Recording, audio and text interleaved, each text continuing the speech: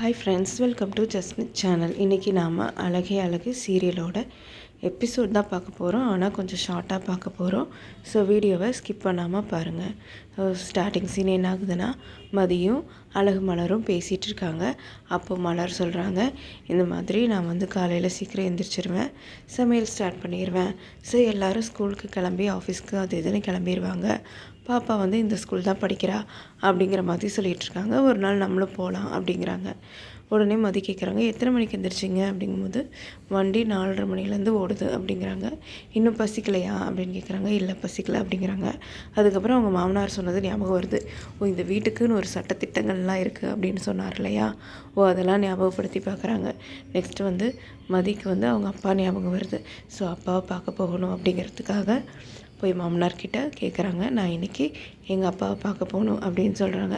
அவர் சொல்கிறாரு, இல்லை இன்றைக்கி என்னோடய ஃப்ரெண்ட்ஸ் எல்லாம் வருவாங்க, அதனால் நீங்கள் 2 பேர் வீட்டில் தான் இருக்கணும் அப்படிங்கிற மாதிரி சொல்லும்போது மதி சொல்கிறாங்க, இல்லை அப்பாவுக்கு உடம்பு சரியில்லை, அவரை போய் பார்த்தா நான் கொஞ்சம் ரிலாக்ஸ் ஆகிடுவேன் அப்படிங்கிற மாதிரி சொல்கிறாங்க. உடனே ஓகே அப்படிங்கிற மாதிரி சொல்கிறாங்க. ஏன் அப்படின்னா பாக்கியராஜ் எல்லோரும் கொஞ்சம் கன்வின்ஸ் பண்ணுறாங்க அவங்க அப்பாவை. ஓகே அப்படின்னு சொல்லிட்டு அதுக்கப்புறம் பெர்மிஷன் தராங்க. உடனே மாமியார் சொல்கிறாங்க, என்ன இந்த ட்ரெஸ்ஸோடைய போகிறேன், போய் துணியை மாற்றிட்டு போ அப்படிங்கிறாங்க. உடனே மதி என்ன பண்ணுறாங்கன்னா, போய் சாரீ கட்டிட்டு வராங்க. அதுக்கப்புறம் சுரேஷ்கிட்ட சொல்கிறாங்க, சுரேஷ் நீ போய் கூப்பிட்டு போய் விட்டுட்டு பார்த்துட்டு வா அப்படின்னு சொன்னனால ஓகேன்னு கிளம்புறாங்க. கரெக்டாக அந்த டைமில் பாக்கியராஜும் ஆஃபீஸ்க்கு கிளம்பிட்டார்.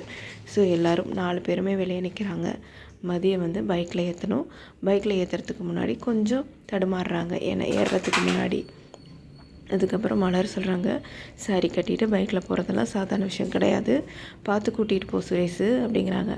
உடனே சுரேஷ் பைக் எடுக்கிறாரு, அதுவும் ரொம்ப ஹார்ஷாக எடுக்கிறாரு. உடனே மதி கொஞ்சம் பயப்படுறாங்க. பாதி வழியில் போய் இறங்கிடுறாங்க. இறங்கி அவங்க வேறு இதில் போயிடுறாங்க. உடனே சுரேஷ் என்ன பண்ணுறாரு, கால் பண்ணுறாரு. அவங்க தங்கராஜ் மாமாவுக்கு கால் பண்ணி, மாமா என் கூட தான் வந்தா, ஆனால் பாதியிலே அவள் எங்கே போனானே தெரியல அப்படிங்கிறாங்க. எங்கேயும் போயிருக்க மாட்டா, நீயும் ஸ்ட்ரைட்டாக ஹாஸ்பிட்டலுக்கு போ அப்படின்னு சொல்லிவிட்டு ஹாஸ்பிட்டலுக்கு அவரும் போயிடுறாங்க. ஸோ 2 பேரும் போகிறாங்க. மதி அவங்க அப்பாவை பார்த்து, அப்பா நல்லா இருக்கீங்களா அப்படிங்கிற மாதிரி பேசிகிட்டு இருக்காங்க. அவங்க அப்பா ஹாஸ்பிட்டலில் அட்மிட் ஆக்கி இருக்கார். ஸோ அதுக்கப்புறம் அவங்க அம்மாக்கிட்ட எல்லாம் பேசுகிறாங்க. அவங்க அப்பாக்கிட்ட பேசும்போது கொஞ்சம் எமோஷ்னல் ஆகுறாங்க. அதுக்கப்புறம் சுரேஷும் வராரு. அங்கே பார்த்திங்கன்னா மதிக்கு முன்னாடி தங்கராஜ் இருக்கார். ஸோ ஏன்னா சொன்னனால தங்கராஜ் அங்கே போயிட்டார். அங்கே போய் சொல்லிகிட்ருக்காரு, என் ஆளுங்க எல்லாம் நல்லா பார்த்துக்கிறாங்க அப்படி இப்படிங்கிறாரு, இவ்வளோ செலவாகிருக்கு அதெல்லாம் சொல்கிறாரு. அதுக்கப்புறம் என்ன ஆகுதுன்னா, அதெல்லாம் முடிச்சோன்னா சுரேஷ் மாப்பிள்ளையை கூப்பிட்டு, இங்கே பாருங்கள், இன்றைக்கி எவ்வளோ சடங்கு சம்பிரதாயம்லாம் இருக்குது, அதெல்லாம் விட்டுட்டு உங்களை பார்க்கணுன்னு வந்திருக்காங்க, என் மாப்பிள்ளை எவ்வளோ கிரேட் தெரியுமா அப்படிங்கிற மாதிரி மாப்பிள்ளையை பற்றி பெருமையாக பேசிகிட்ருக்காரு.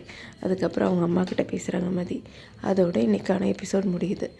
ஸோ சேனலை மறக்காமல் சப்ஸ்கிரைப் பண்ணி பெல் ஐக்கானையும் கிளிக் பண்ணி வச்சுக்கோங்க. தேங்க்யூ ஃபார் வாட்சிங்.